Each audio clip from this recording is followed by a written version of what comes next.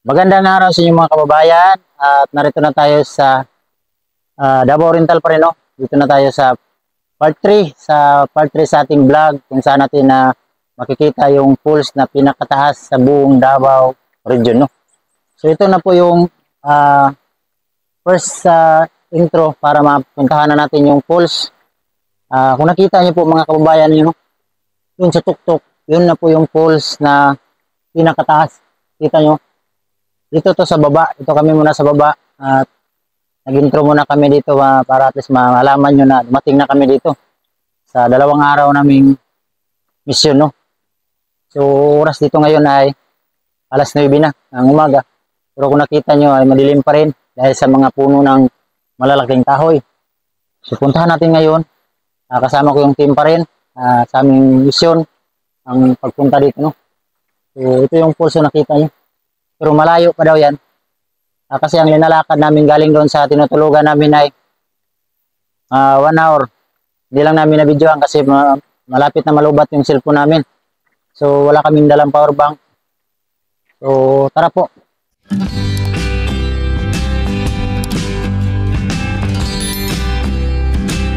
Ito yung baba niya. Ito pa kami sa baba.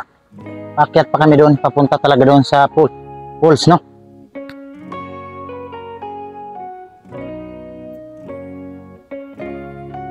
So ito yung daanan. Pero itong daan po mga kababayan, may nagsabi sa akin yung mga kasama ko. Dati daw may pumunta dito yung mga laging manok, tawag nun? Yung kuan? Formite. So may portion ng daan dito. Kaso lang kulang ng development. So makita to sa ating gobyerno. Yan pwede yung gawaan ng kalsada dyan. Pwedeng gawaan ng daan. So hindi na pwede dito sa dinaanan namin. Kasi mga malalaking mga bato. Ano? Baka lamig ang tubig. Galing doon sa kanya. Yung pinakataas na falls. Parang linagyan ng ayos yung tubig. Tuloy pa rin kami sa Sion. Ang pag-akyat, una kayo.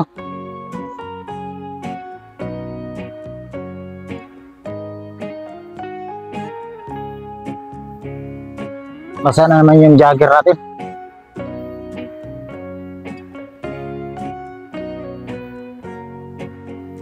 So malapit na po kami mga kababayan. Siguro mga ilang minutes na lang ang lakarin namin para bago kami dumating doon sa aming direksyon talaga. So yung team ko tuloy pa rin sa paglalakad. Yung mga falls makita natin. Pasensya na po sa ating kamera parang magalaw kasi sa hirap po ng daanan. Pasintabi lang po sa nakatira dito, ha. Sabi bilang respeto lang po sa nakatira dito, no.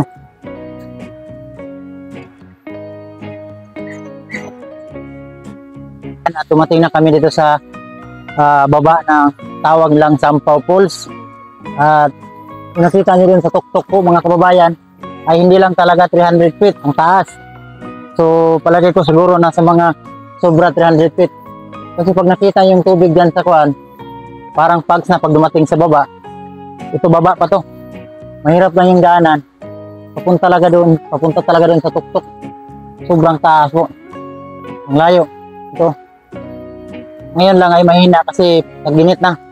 So pag malakas yung umulan, malakas daw to, parang shower to dito. Pero doon talaga makita sa pangalawa, yun yung pinaka malakas. Kasi parang may linaw-linaw dyan sa baba. So maghanap kami ng daan kung kaya namin mapuntahan. Pero pag dito kasi kami dumadaan, napakahirap. So dyan dapat sa taas, parang may linaw-linaw dyan sa taas. So, ito yung baba. Dito muna kami sa baba. Sobrang layo po mga kababayan, no, sa taas. Nakita nyo doon sa Bislig, yung sa Tinuyan Falls. Mas taas to. At saka doon sa Cagayan, mas pinakataas to. Ano? Tuktok na tuktok talaga. Nung bumaba yung tubig, parang pags na, oh. Ayun, oh. Bagsak sa kwan, sa baba. Oh. Parang bato na nakahulog din po sa baba, oh. Parang bato na nakahulog ba. Kasi pags na yung kurma. So, kasi bato na ito na sa tagi. Dire. So, magawa tayo ng daan, papunta doon. Diyan lang tayo, huwag na tayo doon sa tuktok talaga. Diyan lang tayo sa baba, oh. Pwede dito. Danlog man data. Sige. Sige, subukan natin pagpuntahan. Yun po mga kababayan. At doon kami galing sa baba. Hinanapan namin ng daan para maabot namin yung pangalawang kwan. Kasi ito yung first niya pagbaba. So doon talaga kami sa puno. Puntahan natin. Naghanap po kami ng daanan para makita talaga, no. Ang kasama ko.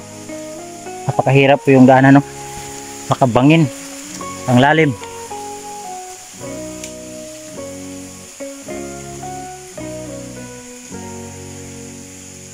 So, puntahan natin.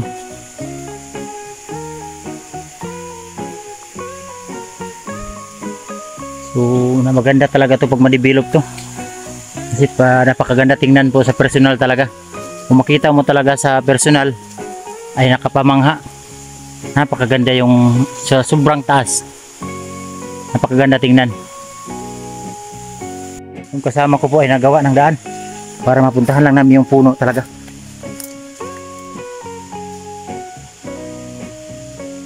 Yung daanan. Buwis buhay talaga ang pagpunta namin dito. Kasi napakalaking mga kahoy, oh. Bato. Yung mga kasama ko hindi na silang mag-isa. Kata yung nag-guide sa akin.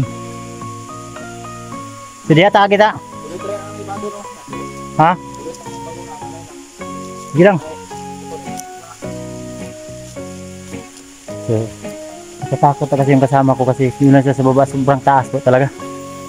So, puntahan natin ngayon. Ang pinanggalingan namin dun sa baba. Okay. Sa taas.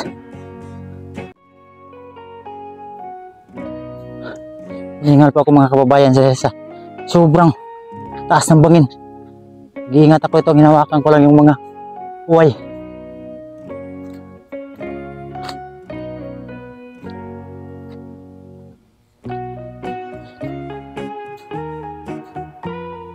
Nakita nyo yung babaw. Doon kami galing. Kita mo dito ang Barangay Oregon, doon sa malayo pa. Isang araw at sobra. So yun po mga kababayan. At dito na kami sa taas. Ito na po yung kasama ko sa baba, naiwan. Naiwan sila doon sa baba. Kasi sobrang taas na po. Oh, mga 100 feet na kami dito sa taas. At ang nakasama namin yung mga aso. Kasi dito kami dumadaan, no? Nagawa kami ng kalsada para madaanan namin. Pero nakakatakot na po dito. Buwis buhay po yung nakyat namin dito sa sobrang taas. At ito na po yung pangalawa. Yan. Yun. Yung dalawa na una na doon sa taas. Kasi sanay-sanay na yan sila sa pag-akyat, no? Yun. Sabi ko, taas talaga. Talagang totoo yung sinasabi niya na 300 feet ang taas. Kasi hindi po yung pag ano, no? Sa taas. Yan, no?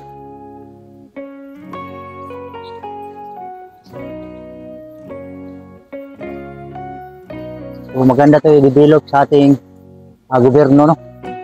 Is may tourist spot tayo dito. Napakaganda tingnan. Malaki po to sa personal yung tubig. Late lang kasi sobrang layo. Kung makita nyo talaga sa personal to, napakalaki yung agos ng tubig. Kaso lang, sa sobrang taas, maliit na tingnan. Sa personal ay napakalaki to. Patuloy pa rin kami sa pag-aakyat. Surkat-surkat lang po kami mga kababayan sa kilid. Kasi sobrang taas po. Doon pa kami sa tuktok. Pero dyan sa yung nabagsakan niya talaga, hindi na kaya. Parang dyan lang kami sa baba. Hindi na talaga kaya pagdating doon sa pinakatuktok ay no. Doon sa tuktok talaga. At pinanggalingan namin. Nasa mga sobra 100 feet na yan. Hindi na sila makita yung kasama ko sa baba oh. Makita niyo sa likuran ko. Yan. At nagpaalam naman tayo sa nagbantay dito no. Naintindihan nila tayo. So wala naman tayong kuwan dito na sa atin makita lang to no. So grabe po yung dinaanan po mga kababayan. Pero okay lang yan. Basta at least makita niyo itong pools na to. Napakaganda tingnan sa personal to. Ayan. Ayan o. Pataas pa to. Yan, dumaan lang siya sa mga bato. Pero doon sa unahan ito, bulog yung forma niya. So, tingnan nyo. Ang pinanggalingan namin. Napakalaki po mga bato. Siguro na sa mga to, na sa mga 150 feet. Sa baba, kung saan sila naiwan yung kasama ko iba. So, kasama ko na lang ngayon. Si Tata. At saka yung sikuan. Si Dandy yung cameraman ko, pero iniwan na ako. Kaya siguro kita sa di oh. Danlog kayo dre. Di makaya dre, danlog kayo. Ikado ka dre. Ha? Asa? O di ata? Naku mga kababayan mo. Ha? Anas bubo ito ni Uban? Sige. Naku. Ayan. Doon talaga tayo sa puno. O sa kung saan siya galing sa taas. Yung bagsakan niya. Para makita nyo. Kung ganito akong karsadahan ni Tadre, agyon. Asa agyon karsada? Dito sa baba.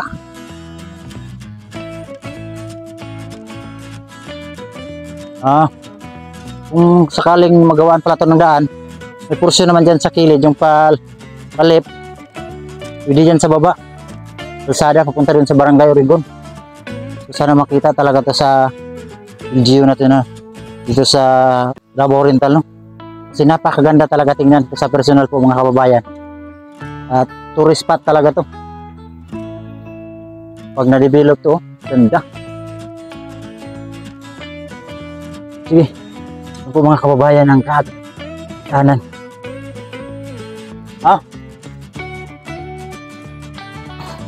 Sige lang, sige lang. Sige. Delikado po yung mga bato.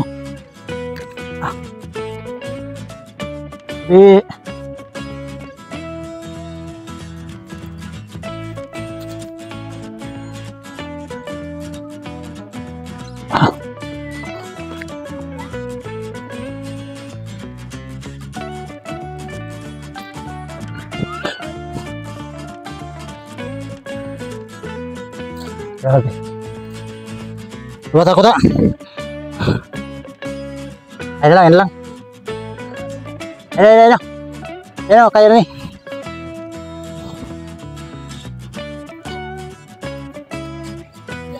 Asa?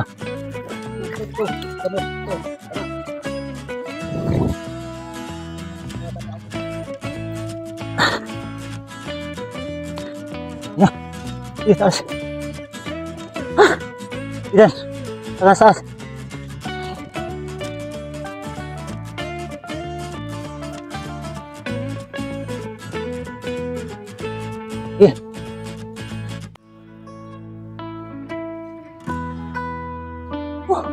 Tagong buhay yan eh. Thank you Lord. Grabe.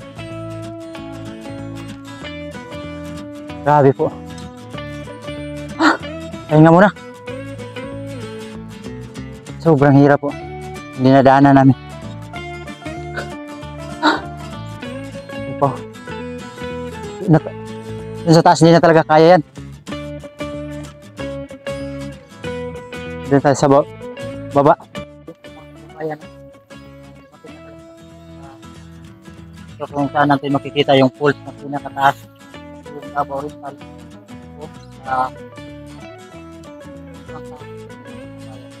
Nakita nyo, lahat ng pupunta dito, kami lang daw ang kami lang yung nakaakyat dito kasi sa daanan po dito pero bayan. Ayan o, yan kami galing sa baba, mga malalaking mga bato dyan. Ating LGU dito no, gobyerno. At may pulse pala dito na napakaganda tingnan. Mas mataas po to sa Cagayan. Yun yung nakapunta sa Cagayan yung tawag ng pulse na yun. Taas to. Sobrang taas. Sa personal po makita nyo, napakalaki yan. Kaso lang dahil sa layo, yan ang i-zoom natin ha. Ayan. O, parang pugs na no. Pero tubig po yan. Ayan o. Pugs, i-zoom ko na lang. Yan siya galing o. Parang pugs na. Ayan. Ayan. Sobrang taas yan po. Ayan. Yan siya. Ayan. Ayan. So, yan sa baba. Pwede yung linaw yan. Ayan. Zoom ko na lang. Malaki po yan mga kababayan. Ayan. Sobrang taas. Ayan. Doon.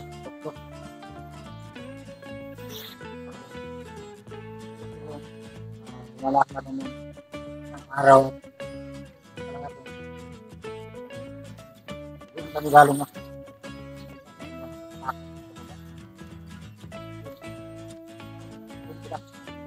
Kita yung mga kahoy. Kahoy sa baba. Pwede na kayo balik yung parang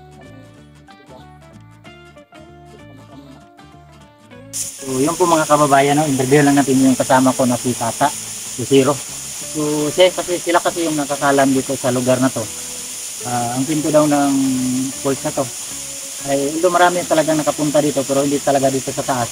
Kasi kung yung dinadaanan namin, hindi po biro, napakahirap. Ang sa akin lang, kailangan ko mapuntahan to, makita natin sa personal, at makita din sa ating gobyerno. May pulse para dito na napakagandang tanawin, no? Napakaganda tingnan sa personal. Hindi ko na po ako nagamit ng mic, kasi, iwan ko, kasi pagdating namin dito talaga, yung mic, biglang nawala yung boses, ayun, no? Kaya cellphone na lang yung ginagamit namin. Siguro, alam niyo naman, no? Negative na lang tayo.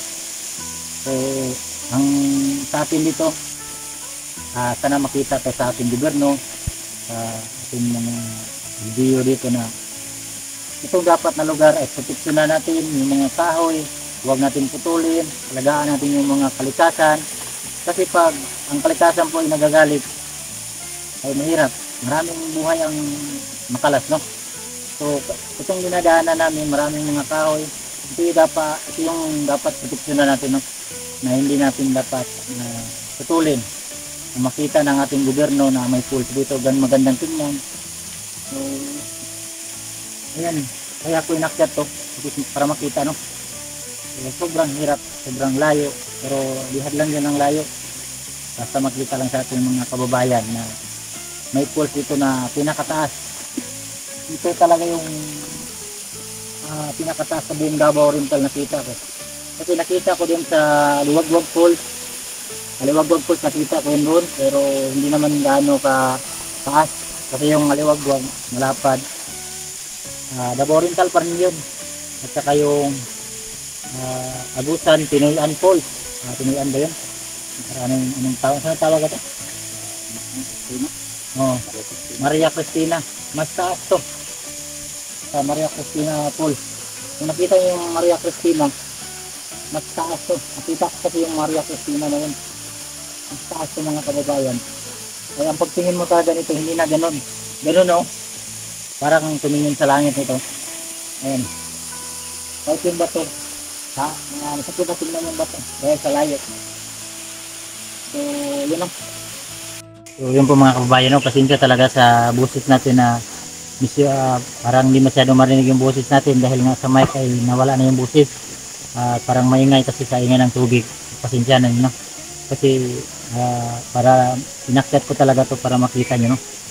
So sana sa ating mga gobyerno makita, bigyan natin to ng pansin. Sana para may magandang tanawin tayo dito sa Gubjin, dito sa Gobernador Generoso. Dito niya tumatagpuan sa Barangay Urigon, Gobernador Generoso, Davao Oriental. So Barangay Urigon, so, ang daanan nito papunta dito to. So galing dito sa Barangay Urigon, kung lalakarin mo lang, abutan ka talaga ng isang araw dahil sa hirap ng mga daanan. Makita niyo dun sa vlog ko na yung part 1, saka kung saan kami na tinatahak namin yung mga lalaking bato. So dahil sa hirap ng daanan. Pero kung pag nasimento na to, siguro ta mga pila ka oras sama simento na ni mga layo ray 2 ka oras na. Oras. Ha? Motor. Kung tagsimento na. Sa oras anak. Kapin. Oras ko nga. Sabi ni tata, kung may magandang daanan daw, simento, isang oras at kalahati. Pero sa amin kahapon, isang araw, at umabot kami ng alas 6 ng gabi. Dahil sa mga laking mga bato, kailangan na naman natin magpahinga kasi paakyat kami pataas.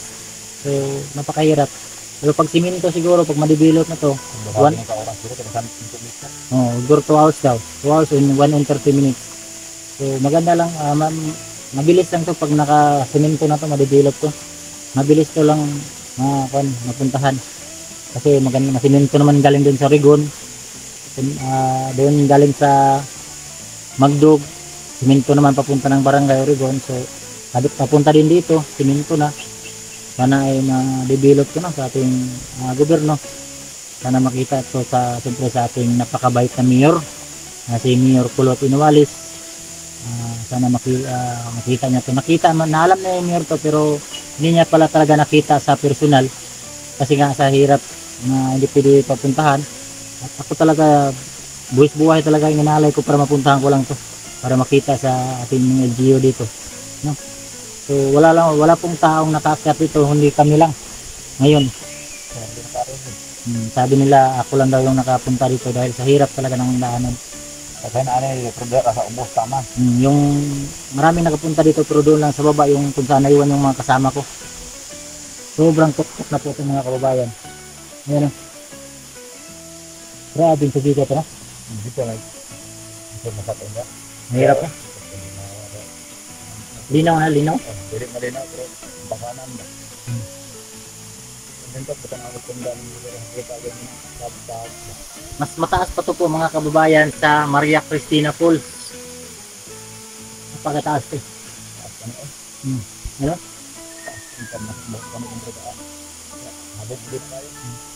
Maraming magpa-picture nito sa ko na pag na-develop to, marami talagang mga kababayan natin pumupunta dito kasi napakagandang tanawin.